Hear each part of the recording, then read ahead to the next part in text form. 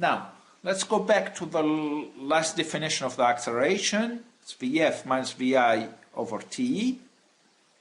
If I'm going to rearrange this a little bit, multiply both sides by t, so t here and t here. This t is going to cancel out here, and I'm going to end up having Vf minus Vi is equal to At. If I'm going to add to both sides Vi,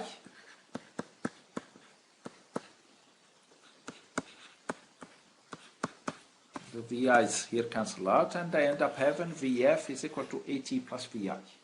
So we can find the final velocity if we know the acceleration and the time and the initial velocity. Okay, that's another form of the same expression. I'm going to do a little bit more math here. Excuse me. Remember the definition of the average velocity is displacement over time. So from there I can find the expression for displacement. Displacement, multiplying both sides by time. Displacement is average velocity times time. Now,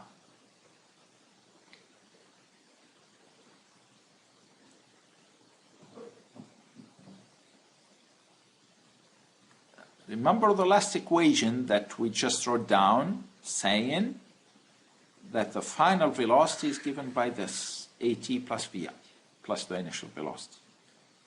Now, if my acceleration is constant,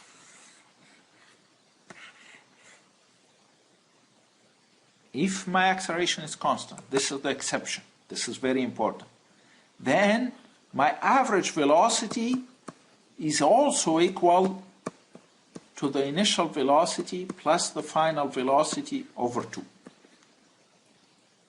This is only if my acceleration is constant. Now, in that case, my average velocity is given by this, and then I can plug in for the final velocity what I have here. So it becomes 1/2 of At plus Vi plus Vi. And we get something like this. That's my average velocity. If I multiply that by the time, that's displacement. That's what we get here. So my displacement is given, if I have a constant acceleration, by 1/2 of At squared plus Vit. Remember what displacement is. Displacement is final position minus initial position. Okay, I'm writing the equations here. I'm showing you how we get the equations.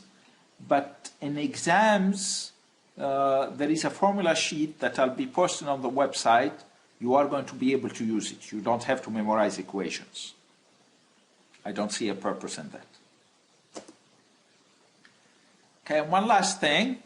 I'm not going to show you everything, but we had this in the previous screen, displacement average velocity times time, velocity as a function of acceleration. This is what we came up with the last screen. I can show you how to get it, but I'm not going to do it, and probably a better way to write it is writing it like this here.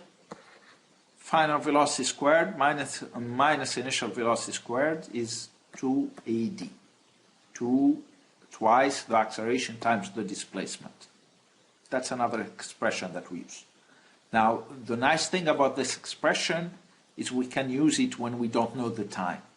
It is useful when we don't know the time. Now, as a summary, for motion at constant acceleration, these are our formulas.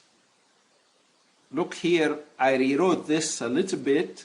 This is the same equation that we had in the previous screen that was saying d is equal to Vit plus 1/2 of At squared. Now, if you remember that d is Pf minus Pi, now that's equal to this, then you get that same equation there. Okay, this is d again, your displacement, and that's the last equation that we have. I'm writing here the arrows to remind you that directions are important. Notice that we don't use an arrow for time because time is not a vector, but acceleration, velocity, and position and displacement are vectors. Now, an alternative way to represent this, if we have motion along one direction, so we can, instead of using the arrow, we can say a sub x, for example, or a sub y. Then the x tells us that we are along that same direction, and then we can have positive and negative direction. That's an alternative way of writing the same equations. Okay, I'm going to stop here right now. In the next segment, we will work examples using all of these equations.